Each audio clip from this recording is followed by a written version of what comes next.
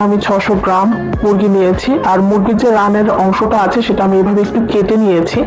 গুঁড়ো মশলা দিয়ে মুরগির মাংসটা মেখে নেওয়ার আগে অবশ্যই খেয়াল রাখতে হবে মাংসের ভিতরে যেন এক্সট্রা কোনো পানি না থাকে। তো পানিটা আমি খুব ভালোভাবে ঝরিয়ে নিয়েছি। এখন এতে দিয়ে দিচ্ছি কিছু গুঁড়ো মশলা, দিয়ে দিচ্ছি 1 চা চামচ মরিচ গুঁড়ো বা ঝালটা আপনি আপনার টেস্ট অনুযায়ী দিবেন। ভাজা জিরার গুঁড়ো দিয়ে দিচ্ছি 1/2 চা চামচ, ধনিয়া গুঁড়ো দিয়ে দিচ্ছি এখানে 1/2 চা চামচ, লবণ দিয়ে দিচ্ছি স্বাদ মতো, গোলমরিচের গুঁড়ো দিয়ে দিচ্ছি এখানে 1/2 চা চামচ,